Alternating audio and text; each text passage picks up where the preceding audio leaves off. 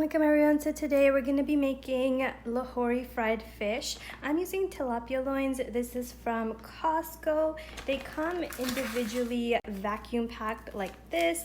They're boneless, skinless, and I used 6 of these and I cut them into 4 or 5 pieces depending on how long they are. So first we are just going to soak them in some water and lemon juice for about an hour. I have 1/4 of a cup of lemon juice here. So we put our lemon juice in the water. We're going to add all of our fish pieces. Ooh, there we go. And let it kind of soak for about an hour.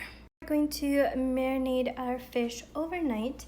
So I just took out our fish from that lemon juice water mixture and I put it on some paper towels to dry.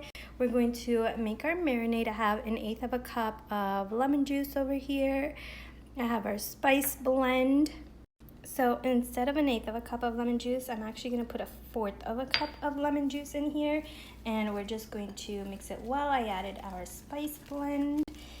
And that looks great. You want it to be liquidy so it kind of marinates the fish. That looks perfect. Switched everything to like a bigger bowl. Now we're just going to massage this marinade with the fish.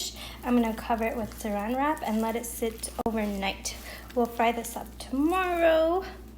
The fish has been marinating overnight. I have 1 cup of all-purpose flour and 1 cup of wheat flour here. Here are our spices. I have 1 teaspoon of paprika, 1 teaspoon of turmeric, 1/2 teaspoon of onion powder, pepper, cayenne, and celery salt. We're going to add this and mix it well. Now we're going to mix everything together until it's all combined. So this is how we're going to do it. We're going to take one of the fish pieces, put it in the breading mixture. And then once it's coated, we're going to dip this into a water bath. You don't even need eggs for this recipe. Dip it back into the flour mixture. So all of our fish has been breaded. I put it on a plate on the side. We're waiting for our oil to heat up. So now we're just going to fry the fish until the internal temperature reaches about 145.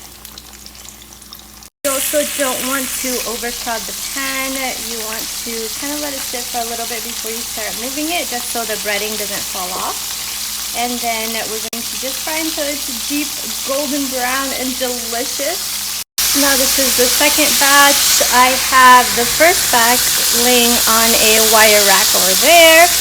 I'm just going to fry this up and enjoy. How delicious does that look? I hope you guys try it out. Assalamualaikum.